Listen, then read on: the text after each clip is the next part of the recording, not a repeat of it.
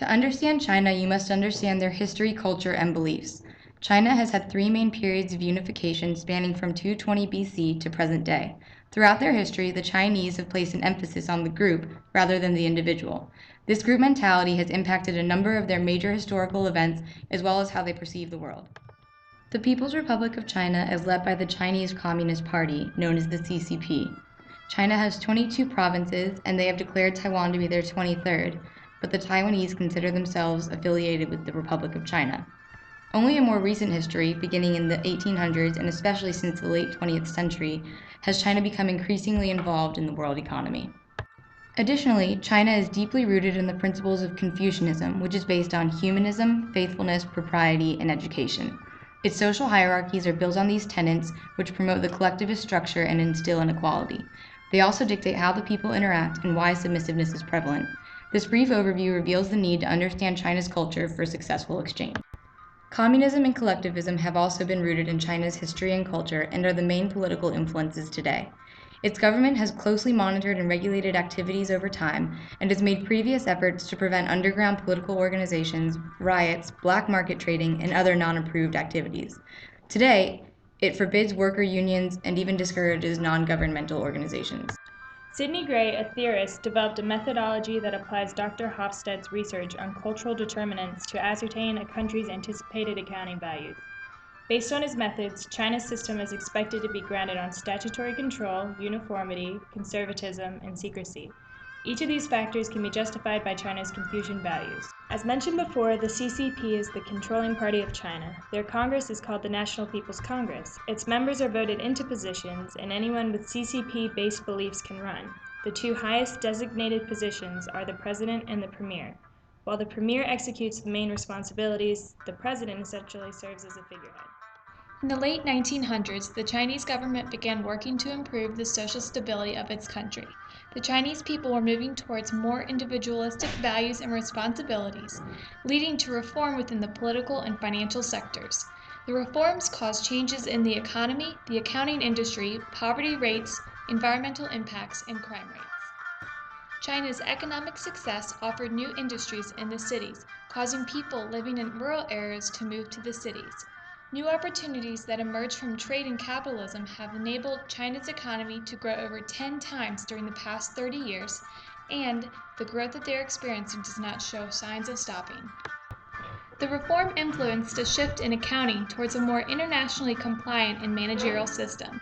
The Chinese accounting standards and the People's Republic of China GAAP were developed and became effective in 2007.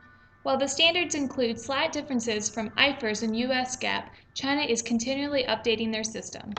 Corporate governance is a new concept in China, which was the product of the Asian financial crisis in the 1990s. Corruption and bribery are critical issues in China and are attributed to its culture, which historically has encouraged gift-giving and reciprocal treatment. Because foreign companies conducting business in China still follow their domestic rules, Chinese companies tend to achieve greater success. With the implementation of new property rights laws in 2007, the Chinese government attempted to issue legal property rights to citizens, collectives, and the state. In an effort to help alleviate the poverty that engulfs the rural areas of China, a development-oriented poverty reduction program for rural China was installed.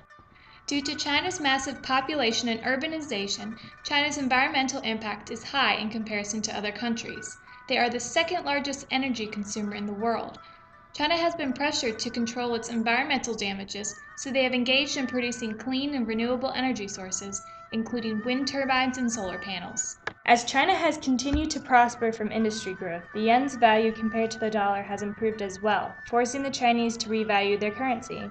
While today's China could single-handedly destroy the U.S. through tariffs and barriers, the interdependency between the two has mitigated this threat. However, as it continues to grow and outrank the U.S. and others, this threat will increase. China's global trading success can be evidenced by the massive increase in its exports. With $1.6 trillion of exports, China is the largest single country exporter in the world. China is the world leader in gross value of many industrial outputs, including metals, chemicals, technologies, transportation, and consumer goods. China relies heavily on outside investments and exports, which generate money from outside countries but do nothing to create jobs domestically. The offshoring that takes place tends to offer a false sense of security for the Chinese economy.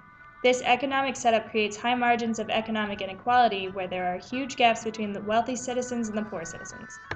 Although numerous laws have been implemented to improve poor working conditions and promote employees' rights, the Chinese still face many obstacles in implementing sound human resource policies.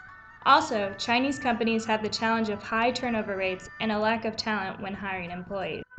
While globalization has produced many economic opportunities, it has also led to organized crime and terrorism, which have grown in conjunction with the stock market and include drug and weapon trafficking and human smuggling. Smugglers are suspected to include more than 250,000 members of gangsters, respected judges, civil servants, and politicians.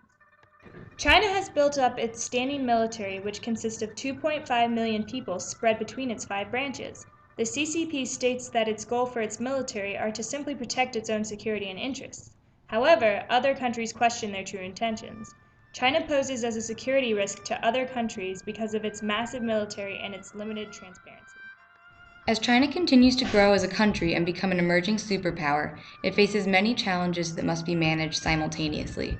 Many of China's issues, such as corruption, financial and governmental reform, and environmental awareness, are interdependent, and solutions must take into account China's other underlying problems. As China has matured through economic growth, its traditional beliefs have been questioned. With the opening of its doors to trade, it has slowly shifted towards greater acceptance of Western culture and is moving towards greater independence and equality and away from extreme ethnocentrism. Thus, as China continues to participate in globalization, its culture is going to be increasingly subject to change.